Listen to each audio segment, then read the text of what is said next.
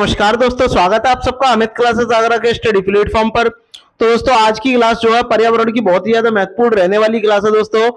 वो इसलिए क्योंकि हमने इसमें टॉप 60 प्रश्नों को शामिल किया हुआ है और ये जो 60 प्रश्न है दोस्तों, ये प्रीवियस ईयर की जितने भी परीक्षा हुई है उन सब में आ चुके वाले प्रश्न है दोस्तों, और इनकी आने की भी ज्यादा संभावना है। तो ज्यादा से ज्यादा सभी भाई बहन लाइव जुड़े और चैनल को सब्सक्राइब जरूर करें। तो चलिएगा दोस्तों, स्टार्ट करते हैं दोस्तों इस वीडियो के फर्स्ट प्रश्न की ओर चलते हैं।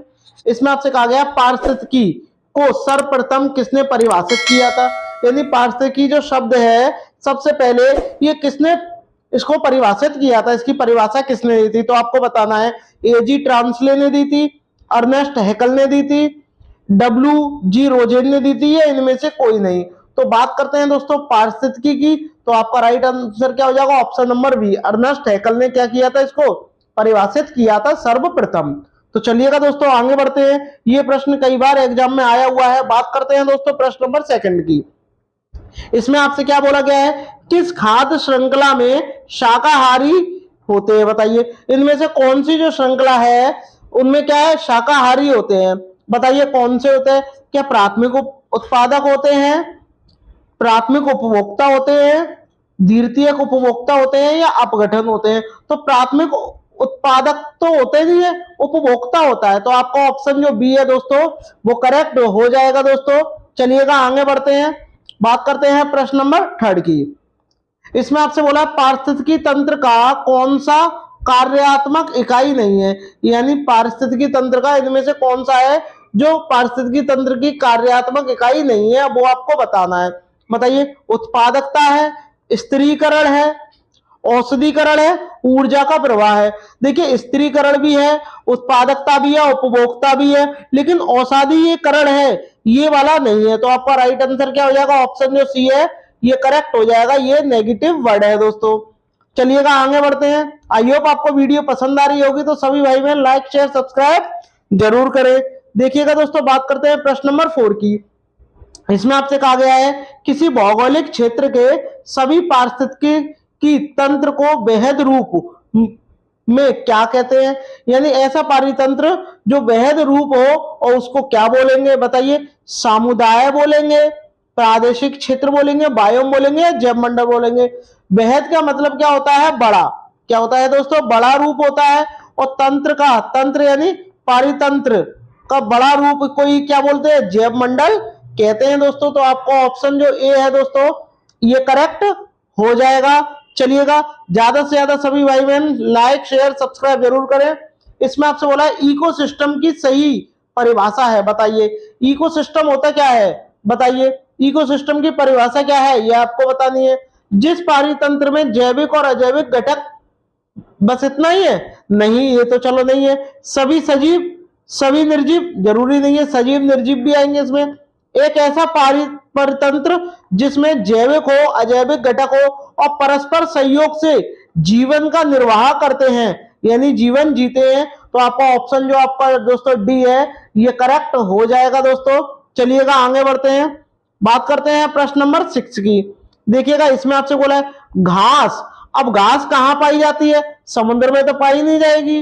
भूमि, भूमि यानी जमीन पर पारितंत्र पारिस्थितिकी तंत्र में शामिल किया जाता है, समुद्र को नहीं किया जाता। स्वच्छ जल, भाई जल में घास थोड़ी ना होगी, कृत्रिम आर्टिफिशियल होगा नहीं। आपका क्या हो जाएगा, ऑप्शन सी यानी स्थलीय, क्योंकि घास जो होती है दोस्तों वो स्थल पर ही पाई जाती है। तो आपका ऑप्शन जो सी है वो करेक्ट हो जाएगा। बात करते हैं प्रश्न नंबर 7 की, जो कि बहुत ही ज्यादा इंपॉर्टेंट प्रश्न है। हमारे पर्यावरण में अजैविक तत्व है। देखिए पौधे जो होते हैं जैविक होते हैं अजैविक होते हैं, आप बोलोगे सर जैविक होते हैं, क्यों, क्योंकि वो कार्बन डाइऑक्साइड है और ऑक्सीजन का क्या आदान प्रदान करते हैं लोग, और जानवर भी करते हैं। तो ये क्या हो जाएंगे, ये जैविक हो जाएंगे, ए और बी हो नहीं सकते। तो आपका ऑप्शन डी हो जाएगा। जो वायु है वो क्या है, एक अजैविक घटक है। इसी प्रकार वायु आ जाए, हवा आ जाए, बात एक ही है, पत्थर आ जाए, ठीक है, ये सब क्या है आपके, पहाड़ आ जाए, पहाड़ आ जाए, ये क्या है आपके, ये अजैविक तत्व है दोस्तों। चलिएगा आगे बढ़ते हैं, बात करते हैं प्रश्न नंबर 8 की, जो कि बहुत ही इंपॉर्टेंट प्रश्न है दोस्तों। इसमें आपसे बोला है किसी पारिस्थितिकी तंत्र में ऊर्जा का प्रभाव के बारे में निम्न में से कौन सी श्रृंखला सही है? ऊर्जा का प्रवाह कहां से होता है? तो सबसे पहले कोई भी प्रोडक्ट बनता है यानी उत्पाद बनता है तो बी वाला वैसिकट है, क्योंकि इसमें अपघटक आ रहा है और इसमें उपभोक्ता आ रहा है। डी और बी वैसिकट के। तो पहले उत्पादकता आएगा, उत्पादक आएगा, उत्पादक को कौन खरीदता है? उपभोक्ता होता है। तो यहाँ पर क्या अपघटक दिया हुआ है, ये वैसी गलत हो गया, आपका ऑप्शन सी हो जाएगा। उत्पादक होगा, उपभोक्ता होगा, तब जाके उस चीज का क्या होगा? अपघटक होगा दोस्तों। चलिएगा आगे बढ़ते हैं, बात करते हैं, इसका राइट आंसर सी हो जाएगा दोस्तों। बात करते हैं प्रश्न नंबर 9 की। सामान्य रूप से आहार श्रृंखला में कितनी कड़ियां होती हैं, ये आपको बतानी है। जो कड़ियां होती हैं एक दूसरे से अटैच हुई, क्या 2 होती हैं, 3 होती हैं, 4 होती हैं या 5 होती हैं? बताइए। तो आप बोलोगे कितनी होती हैं दोस्तों? कमेंट करके मुझे बताइए। 4 कड़ियां होती हैं। तो आपका ऑप्शन जो सी है दोस्तों वो करेक्ट हो जाएगा। चलिएगा दोस्तों आगे बढ़ते हैं, बात करते हैं प्रश्न नंबर 10 की। इसमें आपसे क्या बोला है? पौधों की पत्तियां द्वारा जल को वाष्पित होने की प्रक्रिया कहलाती है।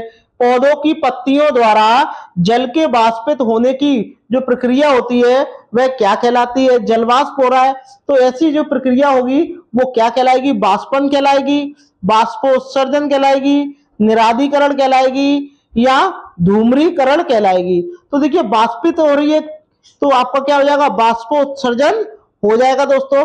यानी जो आपका ऑप्शन जो आपका बी है वो करेक्ट हो जाएगा दोस्तों। चलिएगा आगे बढ़ते हैं, बात करते हैं प्रश्न नंबर 11। देखिएगा आपसे इसमें क्या बोला गया है? हरे पादपों में क्लोरोफिल बनने के लिए, यानी हरे पेड़ पौधे होते हैं उनमें क्लोरोफिल होता है ये तो पता है, पर क्लोरोफिल बनने के लिए निम्नलिखित में से कौन सा तत्व अनिवार्य होता है, जरूरत होती है? बताइए। क्या कैल्शियम की होती है? कैल्शियम का संकेत Ca होता है। क्या आयरन की होती है? आयरन यानी Fe फेरिक होता है। मैग्नीशियम यानी Mg होता है। पोटेशियम यानी K होता है। तो आपको बतानी है कि इनमें से किसकी आवश्यकता होगी। देखिए क्लोरोफिल बनने के लिए मैग्नीशियम की दोस्तों आवश्यकता होती है दोस्तों। तो आपका ऑप्शन जो आपका सी है वो करेक्ट हो जाएगा दोस्तों। चलिएगा आगे बढ़ते हैं, बात करते हैं प्रश्न नंबर 12 की। इसमें आपसे क्या बोला है? खाद जाल में ऊर्जा का प्रवाह होता है। बताइए खाद जो जाल होती है इसमें ऊर्जा का प्रवाह कैसा होता है? एक दिशीय होता है, द्विदिशीय होता है, चतुर्दिशीय होता है या त्रिदिशीय होता है? ऊर्जा का प्रवाह हमेशा एक दिशीय होता है। ठीक है दोस्तों, तो आपका ऑप्शन जो आपका ए है वो करेक्ट हो जाएगा दोस्तों। बात करते हैं प्रश्न नंबर 13 की। इसमें देखिएगा आपसे क्या बोला गया है? एक घास स्थलीय पारिस्थितिकी तंत्र के खाद्य श्रृंखला में विभिन्न घटकों का सही क्रम है। बताइए ये घास पारितंत्र है और उसमें जो खाद्य जो श्रृंखला में जो विभिन्न घटक है उनका आपको सही क्रम बताना है कि इसका सही क्रम क्या होगा। टिड्डा क्या? टिड्डे को सर्प खाता है यानी सांप खाता है, और सांप को मेढक खाता है, मेढक को घास खाती है। आप बोलोगे कतई नहीं, ये तो गलत हो गया, ये तो गलत हो जाएगा। पहले घास आएगी तो यहाँ टिड्डा आ गया, घास को टिड्डा खाएगा, टिड्डे को सांप खाएगा, टिड्डे को सांप नहीं खाता उसको मेंढक खाता है, तो ये गलत हो जाएगा। पहले घास को टिड्डा खाएगा, टिड्डे को मेंढक खाएगा, मेंढक को सांप खाएगा। तो आपका ऑप्शन जो ए है दोस्तों ये करेक्ट हो जाएगा दोस्तों। चलिएगा आगे बढ़ते हैं। सांप भारत में 4 प्रकार के पाए जाते हैं, ये भी आपको पता होना चाहिए। एक आपका करैत होता है, दूसरा नाग होता है, एक आपका अफाई होता है और एक आपका दुबोइया होता है। ठीक है दोस्तों, ये भी आपको पता होना चाहिए दोस्तों। सांप की आयु 12 वर्ष होती है दोस्तों। चलिएगा आगे बढ़ते हैं, बात करते हैं प्रश्न नंबर 14 की। देखिएगा इसमें आपसे क्या बोला है?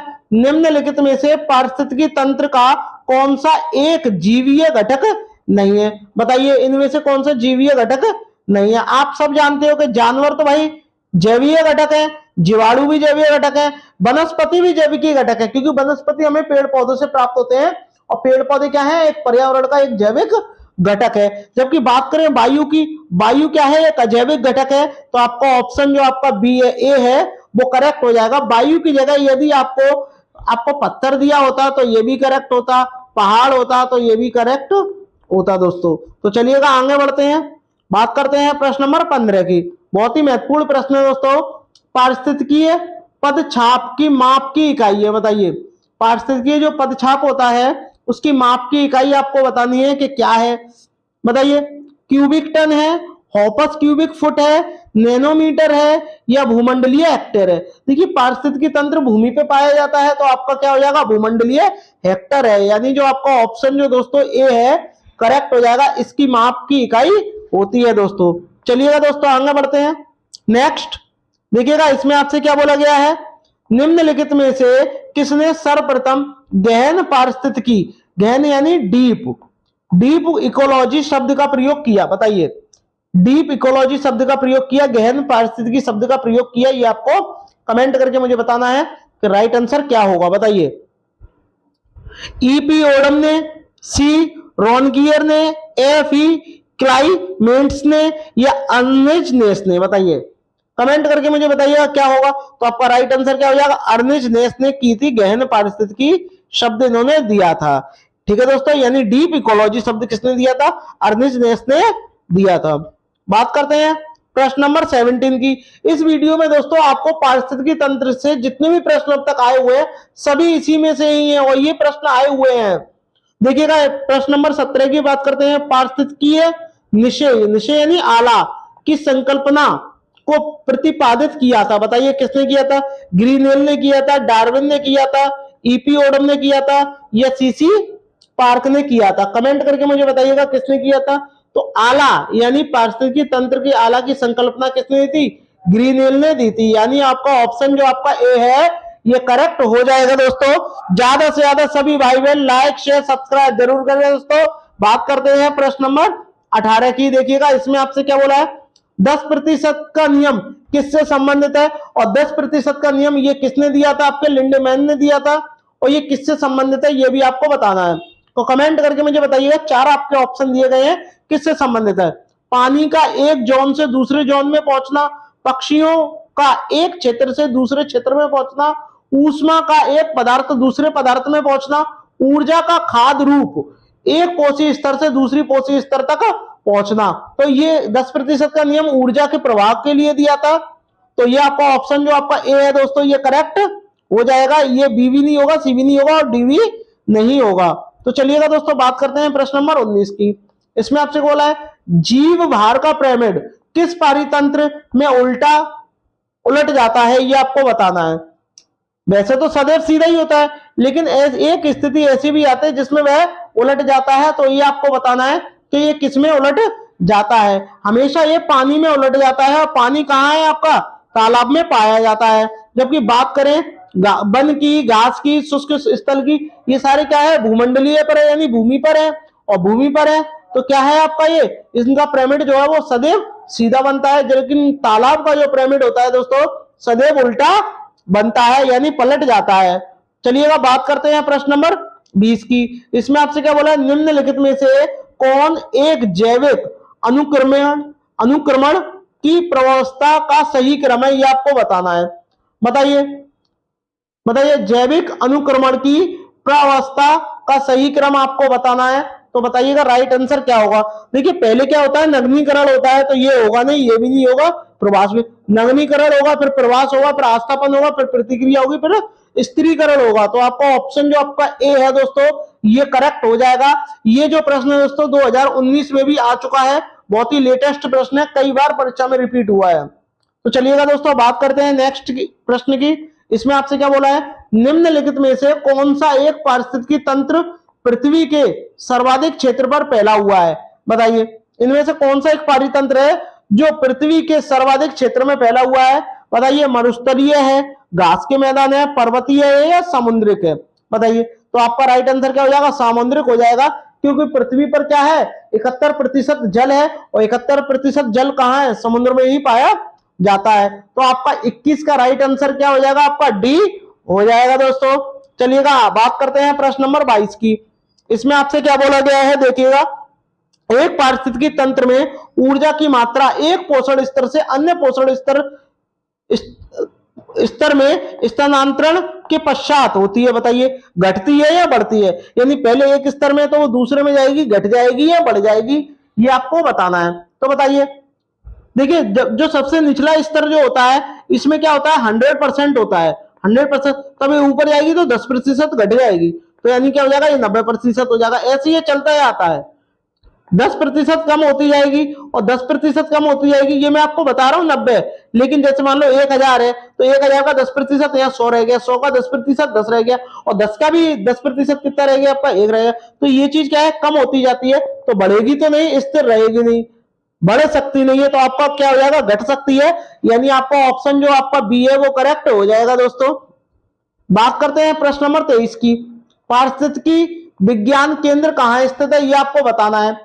नई दिल्ली में स्थित है, इलाहाबाद में स्थित है, करनाल में स्थित है, या बंगलुरु में स्थित है, बताइएगा, कमेंट करिए कहाँ स्थित है। तो बंगलुरु में स्थित है दोस्तों। और बंगलुरु में ही क्या है आपका, बताइएगा, बंगलुरु में ही क्या है, इसरो का क्या है, एक इसरो का क्या है, एक बताइए, मुख्यालय हेडक्वार्टर है इसरो का, ठीक है। चलिएगा आगे बढ़ते हैं, बात करते हैं प्रश्न नंबर 24 की। इसमें बात करते हैं पारिस्थितिकी तंत्र के 2 घटक कौन से हैं, ये आपको बताना है।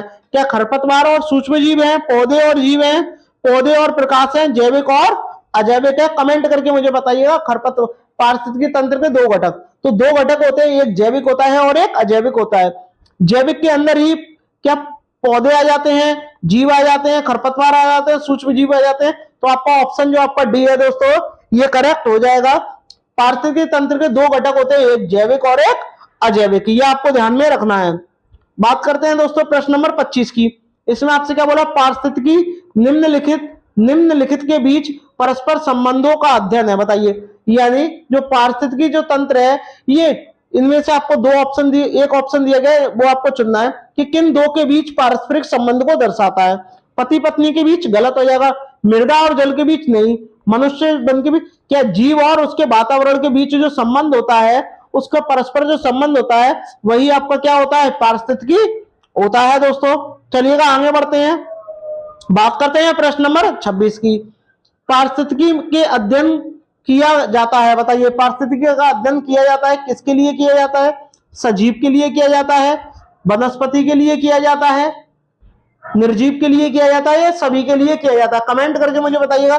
तो देखिए, ये इन सभी के लिए किया जाता है, क्योंकि पारिस्थितिकी तंत्र किससे मिलकर बना है, एक जैविक और अजैविक से ही तो मिलकर बना है। तो इसमें देखो जैविक भी है और अजैविक भी है, तो आपका ऑप्शन जो आपका डी है दोस्तों, ये करेक्ट हो जाएगा। यानी ऑप्शन डी जो है इसका करेक्ट आंसर होगा। बात करते हैं प्रश्न नंबर 27 की। देखिएगा, इसमें आपसे क्या बोला गया है, बहुत ही बढ़िया प्रश्न है। देखिएगा, जब एक जीव का लाभ होता है बगैर दूसरे से जीव को प्रभावित किए बिना, तो कहलाता है। यानी एक जीव को प्रॉफिट हो रहा है, लाभ हो रहा है, किसी दूसरे जीव पर कोई उसका प्रभाव नहीं पड़ रहा है, ना उस पर कोई प्रभाव पड़ रहा है, तो उसको क्या कहलाता है, ये आपको बताना है। बताइए, परजीवी कहलाता है, सहभोजी कहलाता है, मृतोपजीवी कहलाता है, या सहजीवी कहलाता है, ये आपको कमेंट करके मुझे बताना है कि आपका राइट आंसर क्या होगा। जब किसी में प्रभाव नहीं होता तो क्या होता है, वो सहजीवी होता है। यानी ऑप्शन जो आपका बी है दोस्तों, वो करेक्ट हो जाएगा। बात करते हैं प्रश्न नंबर 28 की। इसमें आपसे बोला गया इकोलॉजी किसे कहते हैं, बताइएगा। इकोलॉजी अभी अभी मैंने काफी प्रश्न कराया, उन्हीं से रिलेटेड है इसका। बताइए, इकोलॉजी किसे कहते हैं, कमेंट करके मुझे बताइएगा। जैविक और अजैविक घटकों का अध्ययन को कहते हैं, पेड़ पौधे और जंतुओं के अध्ययन को कहते हैं, जीव जंतुओं, नदियों, पर्वतों और पहाड़ों के अध्ययन को कहते हैं, या इनमें से किसी कोई नहीं, बताइएगा किसको कहते हैं। तो इकोलॉजी मैंने आपको बताया था 2 घटकों से मिलकर बना है, एक जैविक और अजैविक। तो आपका राइट आंसर क्या हो जाएगा, ए हो जाएगा। तो जैविक और अजैविक घटकों को ही क्या कहते हैं, इकोलॉजी कहते हैं। बात करते हैं दोस्तों प्रश्न नंबर 29 की। इसमें आपसे बोला पारिस्थितिकी तंत्र शब्द को सर्वप्रथम किसने दिया, बताइएगा। जो पारिस्थितिकी तंत्र है, सर्वप्रथम ये किसने दिया था, एजी टांसले ने दिया था, अर्नेस्ट हैकल ने दिया था, डब्ल्यूजी रोजेन ने दिया था, या इनमें से कोई नहीं। पारिस्थितिकी तंत्र को सर्वप्रथम किसने दिया था, कमेंट करके मुझे बताइएगा कि पारिस्थितिकी तंत्र को सर्वप्रथम किसने दिया था। एजी टांसले ने दिया था दोस्तों। चलिएगा आगे बढ़ते हैं, बात करते हैं प्रश्न नंबर 30 की। देखिएगा, इसमें आपसे क्या बोला है, निम्न में से कौन सा पारिस्थितिकी तंत्र कृत्रिम है। कृत्रिम का मतलब मानव निर्मित है, आर्टिफिशियल है, ये आपको बताना है। क्या समुद्र है, आप बोलोगे भाई ये तो प्राकृतिक है, ये तो प्राकृतिक है। झील भी प्राकृतिक होती है, जंगल भी प्राकृतिक होते हैं, लेकिन जो खेत होते हैं वो क्या होते हैं, मानव निर्मित होते हैं, यानी मानवों के द्वारा बनाया जाता है, आर्टिफिशियल होते हैं। तो आपका ऑप्शन जो सी है वो करेक्ट हो जाएगा दोस्तों। देखिएगा, मोस्ट इंपॉर्टेंट प्रश्न है दोस्तों, ये जो प्रश्न 2017 में पूछा गया है यूपी टेट में। चलिएगा दोस्तों स्टार्ट करते हैं। देखिएगा इसमें आपसे क्या कहा है, निम्नलिखित परावैंगनी किरणों में से कौन सी सर्वाधिक हानिकारक होती है। बात करते हैं दोस्तों परावैंगनी किरणें। परावैंगनी किरणें आप किसमें होती है, सूर्य के प्रकाश में, सूर्य के प्रकाश में होती है दोस्तों, प्रकाश में। और ये जब आती है, सूर्य का प्रकाश जब आता है, सूर्य का प्रकाश किसमें आता है, समताप मंडल में, समताप मंडल में प्रवेश करता है। और समताप मंडल में कौन सी परत पाई जाती है दोस्तों, ओजोन लेयर। और ओजोन लेयर में 3 किरणें गिरती हैं, कौन कौन सी, ए बी सी। और सबसे ज्यादा ये कौन सी लेयर, ये जो ओजोन परत है, ये कौन सी किरण को रोकती है, वो ज्यादातर सी को रोकती है दोस्तों। रोकती तो तीनों को ही है, लेकिन सर्वाधिक जो हानिकारक है उसे ही रोकती है। और वो कौन सी आपकी हानिकारक है, यूवी सी, यानी अल्ट्रावायलेट रेज सी जो है मोस्ट इंपॉर्टेंट है। चलिएगा आगे बढ़ते हैं, बात करते हैं प्रश्न नंबर 2 की। देखिएगा आर्सेनिक द्वारा जल प्रदूषण सर्वाधिक है। अब आपको बताना है जो आर्सेनिक है सबसे ज्यादा जल प्रदूषण इससे कहां होता है, ये आपको बताना है। बताइएगा कमेंट करके, क्या उत्तर प्रदेश में, मध्य प्रदेश में, बिहार में या पश्चिम बंगाल में, बताइएगा कहां कहां होता है। तो आपका राइट आंसर क्या हो जाएगा, पश्चिम बंगाल इसका करेक्ट आंसर हो जाएगा दोस्तों। चलिएगा आगे बढ़ते हैं, बात करते हैं प्रश्न नंबर 3 की। निम्नलिखित में से कौन सी ग्रीन हाउस गैस नहीं है। अब ये 4 ऑप्शन दिए गए हैं, 4 में से 3 ग्रीन हाउस गैस है और एक जो है ग्रीन हाउस गैस नहीं है। तो आपको बताना है कौन सी ग्रीन हाउस गैस नहीं है। बताइएगा carbon dioxide, nitrous oxide, nitrous oxide होता है N2O और कार्बन डाइऑक्साइड CO2, हीलियम आपका He होता है और मीथेन आपका CH4 होता है। तो देखिए हीलियम क्या है, एक तत्व है, तो ये वाला है नहीं है। अब ये है नहीं है ग्रीन हाउस गैस, तो इसीलिए आपका राइट आंसर तो यही हो जाएगा। तो ऑप्शन जो सी है वो करेक्ट आंसर हो जाएगा, यानी ये भी ग्रीन हाउस गैस है, ये भी है और ये भी है। बट हीलियम जो है एक एलिमेंट है और ये ग्रीन हाउस गैस नहीं है। बात करते हैं दोस्तों प्रश्न नंबर 4 की। ध्वनि प्रदूषण का मापन की इकाई द्वारा किया जाता है। बताइए ध्वनि प्रदूषण का, इसमें बोला है ध्वनि प्रदूषण का जो मापन है आप कौन सी यूनिट से करते हैं, ये आपको बताना है। बताइएगा कमेंट करके। मनुष्य के लिए ध्वनि जो होती है वो कितनी लगभग होनी चाहिए, 25 से 30। अब 25 से 30 क्या, डेसिबल, क्या, डेसिबल। ठीक है दोस्तों, तो आपका राइट आंसर क्या हो जाएगा, बी जो है वो करेक्ट आंसर हो जाएगा दोस्तों। जूल जो है ये कार्य का मात्रक होता है, न्यूटन आपका बल का मात्रक होता है दोस्तों। चलिएगा आगे बढ़ते हैं, बात करते हैं प्रश्न नंबर 5 की। अंतरराष्ट्रीय ओजोन दिवस कब मनाते हैं, 16 सितंबर को मनाते हैं दोस्तों। ठीक है, ये आपका करेक्ट हो जाएगा। 22 मार्च को क्या मनाते हैं, कमेंट करके मुझे बताइएगा क्या मनाते हैं, पृथ्वी दिवस। पृथ्वी दिवस जो है वो 22 मार्च को मनाते हैं। और 16 सितंबर को ओजोन दिवस मनाते हैं। ओजोन परत कहां पाई जाती है, समताप मंडल में पाई जाती है दोस्तों, ये आपको ध्यान में रखना है। चलिएगा आगे बढ़ते हैं, बात करते हैं प्रश्न नंबर 6 की। देखिएगा इसमें आपसे क्या बोला, निम्नलिखित ईंधनों में से कौन सा न्यूनतम पर्यावरण प्रदूषण उत्पन्न करता है, यानी बहुत ही कम पर्यावरण जो है प्रदूषण करता है, बाकी जो 3 होंगे वो ज्यादा पर्यावरण पॉल्यूशन करते हैं। बताइएगा कौन सा होगा आपका राइट आंसर, क्या डीजल है, क्या डीजल है, पेट्रोल है, हाइड्रोजन है या कोयला है। बताइएगा, आपको पता होना चाहिए कि हाइड्रोजन जो है वो बहुत ही कम पर्यावरण प्रदूषण वाला तत्व है। जबकि बात करते हैं इसी को ही भविष्य का ईंधन कहा जाता है। आपसे एक प्रश्न पूछ सकता है कि भविष्य का ईंधन किसे कहा जाता है, तो आप क्या लगाओगे, आपका जो आपका हाइड्रोजन है वही आपका आंसर हो जाएगा दोस्तों। बात करते हैं प्रश्न नंबर 7 की। देखिएगा निम्नलिखित किस गैस के कारण भोपाल गैस त्रासदी हुई थी। अब बात करते हैं दोस्तों भोपाल गैस त्रासदी है, ये कब हुई थी ये घटना, बताइएगा। 2-3 दिसंबर 1984 की रात को हुई थी। ठीक है, कहां हुई थी ये एमपी में हुई थी। और एमपी की राजधानी क्या है आपकी, भोपाल। ठीक है दोस्तों, और ये कौन सी गैस के रिसाव के कारण ये घटना हुई थी, ये आपको बतानी है।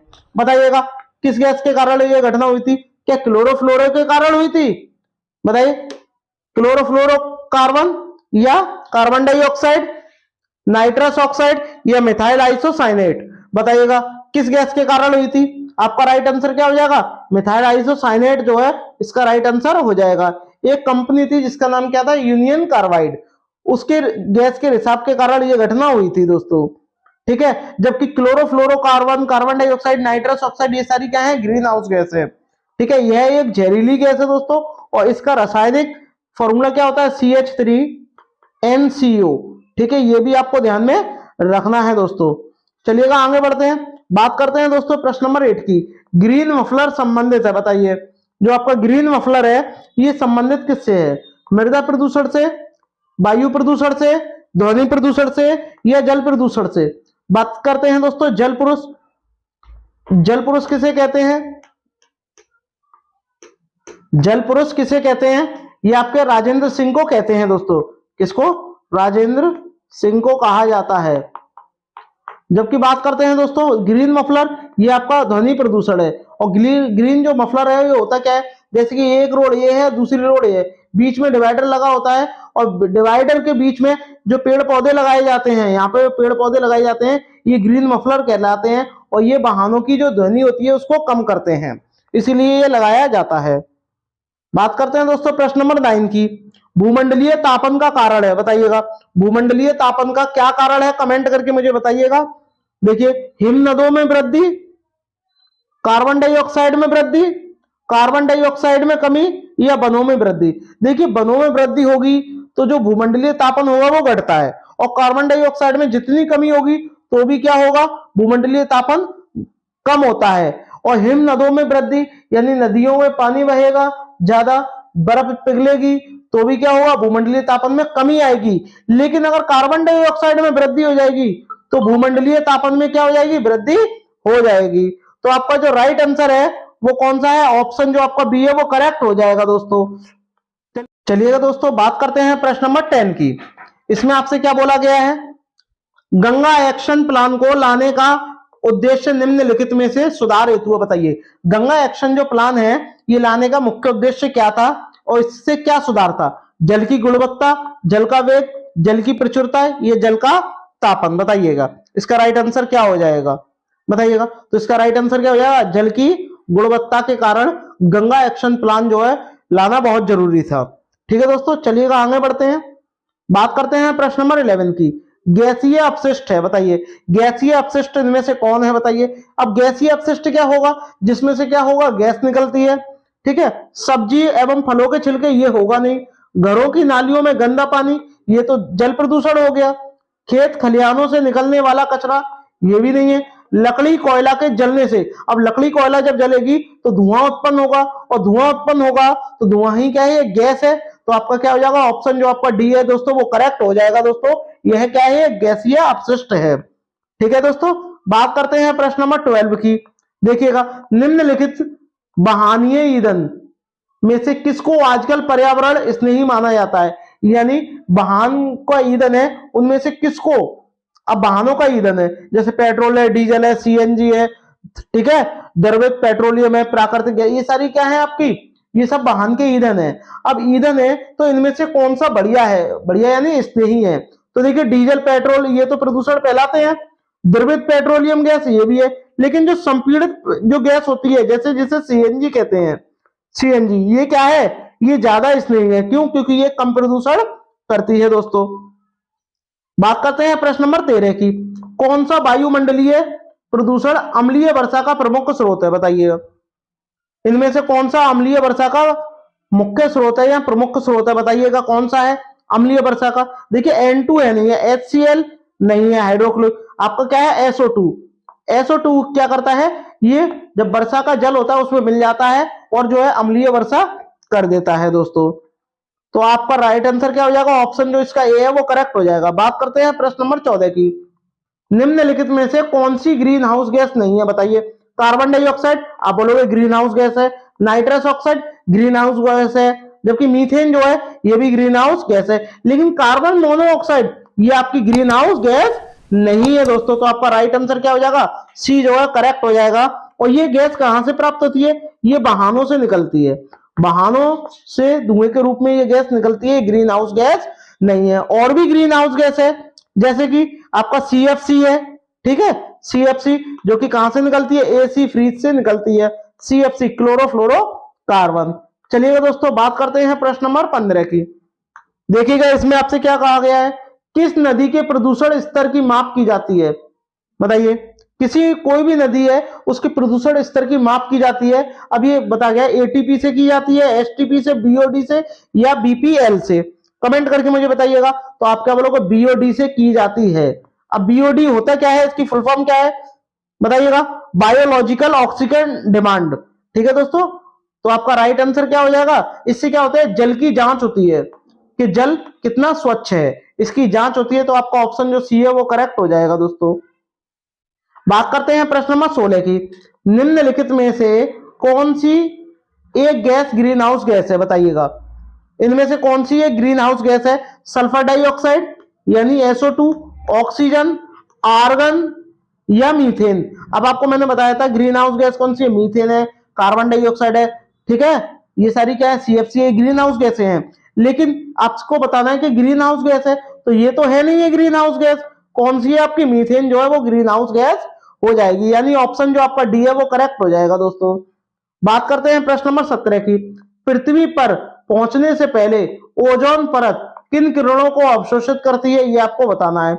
यानी इनमें से कौन सी जो है ऑप्शन जो है वो किरण है, उसका नाम है, और पृथ्वी सूर्य से आती है वे, और वो क्या करती है, ओजोन परत जो है उसे पृथ्वी पर आने से रोकती है।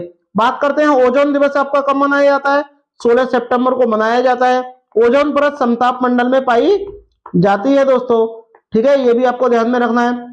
और ये पराबैंगनी किरणों को आने से रोकती है दोस्तों। और पराबैंगनी किरणें यानी अल्ट्रावायलेट। और सबसे ज्यादा खतरनाक कौन सी थी? UVC।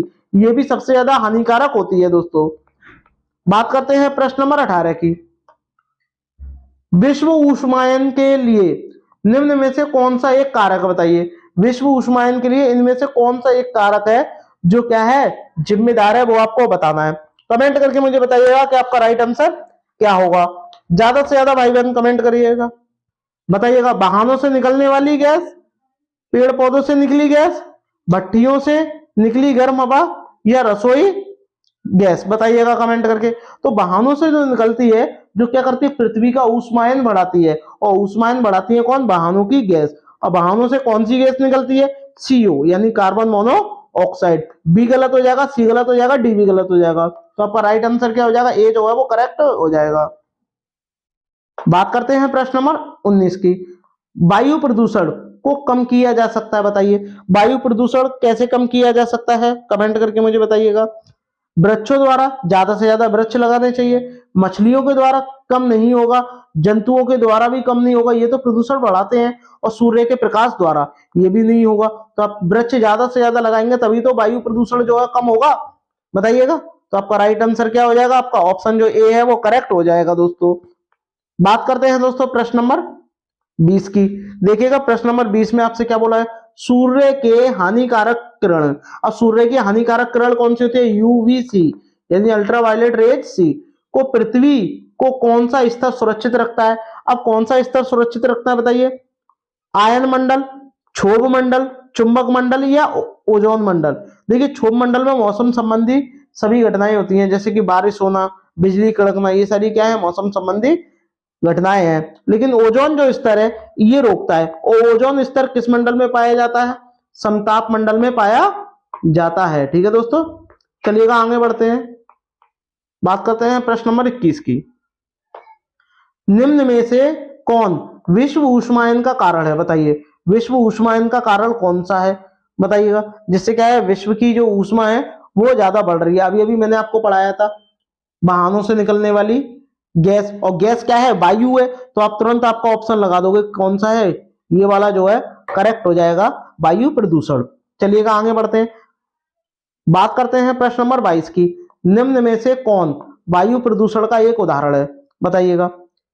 वायु प्रदूषण का एक उदाहरण है, इसको आप है ना एक काम करो, इसमें एक ऑप्शन दिया नहीं है, या आप कर लो इनमें से कोई नहीं। ठीक है, अब वायु प्रदूषण कौन, या कर लो सभी। क्या कर लो? सभी। सभी इसका करेक्ट आंसर हो जाएगा। अब वायु प्रदूषण का एक उदाहरण है बताइएगा, धुआं और कुआसा, ये भी एक वायु प्रदूषण है। ठीक है, वाहनों से निकलने वाली हवा, ये भी एक वायु प्रदूषण है। जलती हुई लकड़ी या चारकोल, भाई लकड़ी कोयले को आप जलाओगे तो वहां से भी तो गैस निकलती है, जो धुआं निकलता है वही क्या है, वायु प्रदूषण है। तो आपका ऑप्शन जो डी है वो करेक्ट हो जाएगा, उपरोक्त सभी, यानी जो आपका ऑप्शन डी है वो करेक्ट हो जाएगा दोस्तों। बात करते हैं दोस्तों प्रश्न नंबर 23 की। भारत तथा दूसरे देशों में प्रदूषण को रोकने के लिए बनाए गए नियम, यानी भारत में ही नियम नहीं बनाए गए हैं और भी दूसरे देशों में भी पर्यावरण को रोकने के लिए, यानी पर्यावरणीय प्रदूषण को रोकने के लिए नियम बनाए गए हैं। अब वो नियम क्या है, अब वो नियम कौन से हैं, किस पे लागू होते हैं, ये आपको बताना है। क्या कागज के थैले पे लागू है, प्लास्टिक की थैली पर, नायलॉन पे या चमड़े की? तो आप जानते हो प्लास्टिक पे सबसे ज्यादा क्या है, बैन है। क्यों? क्योंकि ये क्या है, ये एक अपशिष्ट पदार्थ है, ये नष्ट नहीं होती कभी भी। ठीक है दोस्तों, पॉलीथीन का प्रयोग बंद करना, हर साल इसका अभियान चलता है। तो आपका राइट आंसर क्या हो जाएगा, जो बी है वो करेक्ट हो जाएगा। ठीक है, बात करते हैं प्रश्न नंबर 24 की। ध्वनि प्रदूषण मापा जाता है, बताइए ध्वनि प्रदूषण किसमें मापा जाता है, कमेंट करके मुझे बताइएगा। अभी अभी मैंने आपको बताया था डेसिबल में मापते हैं ध्वनि प्रदूषण को। चलिएगा आगे बढ़ते हैं, बात करते हैं प्रश्न नंबर 25 की। कीटनाशकों के अत्यधिक इस्तेमाल से हुआ है, बताइए कीटनाशकों के ज्यादातर अगर आप इस्तेमाल करोगे तो उससे क्या होगा, ये आपको बताना है। बताइएगा, कमेंट करके मुझे बताइएगा कि आपका राइट आंसर क्या होगा, बताइएगा। कीटनाशकों का वायु प्रदूषण होगा, आप कहोगे नहीं होगा। ध्वनि प्रदूषण नहीं होगा, तो यह सभी तो होगा ही नहीं। तो आपका राइट आंसर क्या हो जाएगा, जो आपका जल प्रदूषण है ये करेक्ट हो जाएगा दोस्तों। ठीक है, चलिएगा आगे बढ़ते हैं, बात करते हैं प्रश्न नंबर 26 की। विश्व में जल संकट का प्रमुख कारण है, बताइए जल संकट का जो जल का जो संकट है उसका प्रमुख कारण क्या है, बताइएगा। अम्ल वर्षा, आप कहोगे बिल्कुल नहीं। विश्व में तापमान में वृद्धि, ऐसा बिल्कुल भी नहीं। औद्योगिकरण होगा नहीं, तो आपका क्या हो जाएगा, नगरीकरण जो है ये क्या है, जल संकट का प्रमुख कारण है। दोस्तों प्रश्न नंबर 27 की, इसमें आपसे क्या बोला गया है, देखिएगा। पेड़ पौधे प्रदूषण घटाते हैं, करेक्ट बात है भाई, पेड़ पौधे प्रदूषण घटाएंगे क्योंकि वह अवशोषण करते हैं। अब किसका अवशोषण करते हैं ये आपको बताना है, बताइएगा। सल्फर डाइऑक्साइड, अवशोषण का मतलब क्या है, सोखते हैं, यानी लेते हैं, ग्रहण करते हैं। कार्बन डाइऑक्साइड का, कार्बन मोनोऑक्साइड का या नाइट्रोजन का? तो आपका राइट आंसर क्या हो जाएगा, कार्बन डाइऑक्साइड को क्या करते हैं, ये ग्रहण करते हैं, और ऑक्सीजन को क्या करते हैं, मुक्त करते हैं। ठीक है, और इसी कारण क्या होता है, पेड़ पौधे जो है पर्यावरण जो प्रदूषण होता है उसको क्या है, घटाते हैं। तो आपका राइट आंसर क्या हो जाएगा, जो बी है वो करेक्ट हो जाएगा दोस्तों। बात करते हैं प्रश्न नंबर 28 की। महासागरों में जल स्तर, यानी जल स्तर के में जो वृद्धि होती है वो किस कारण होती है? ध्रुवीय प्रदेश जो होते हैं जहां ज्यादा बर्फ पड़ती है, बर्फ का पिघलना, अत्यधिक वर्षा, अम्ल वर्षा, या इनमें से कोई नहीं? तो इनमें से कोई नहीं होगा नहीं, क्योंकि अम्ल वर्षा और अत्यधिक वर्षा का इसका कारण नहीं है। इसका मुख्य कारण क्या है, जो ध्रुवीय क्षेत्र होते हैं वहां से क्या है, जो बर्फ पड़ती है और वो पिघलना चालू हो जाती है। ठीक है, और जब बर्फ पिघलती है तो क्या होता है, उसका जो जल होता है वो महासागरों में जाता है और उसका जल स्तर बढ़ जाता है। तो आपका ऑप्शन जो ए है दोस्तों वो करेक्ट हो जाएगा। बात करते हैं प्रश्न नंबर 29 की। निम्न में से कौन पर्यावरण के लिए हानिकारक है, बताइए। क्या कागज है, कपड़ा है, धातु है या प्लास्टिक है? तो आपका राइट आंसर क्या हो जाएगा, जो प्लास्टिक जो है इस सर्वाधिक क्या है, आपका प्रदूषण का कारण है पर्यावरण के लिए। क्यों? क्योंकि प्लास्टिक जो है वो कभी नष्ट नहीं होती। ठीक है, चलिएगा आगे बढ़ते हैं, बात करते हैं प्रश्न नंबर 29 की। मिनीमाता रोग प्रदूषण जनित रोग है, जो परिणाम है ये आपको बताना है। और मिनीमाता जो बीमारी है सबसे पहले किस देश में देखी गई थी, जापान में देखी गई थी। और जापान में एक स्थान है जिसका नाम क्या है, मिनीमाता, वहां ये देखा गया था और इसी कारण उस जगह से ही इसका नाम पड़ गया मिनीमाता रोग।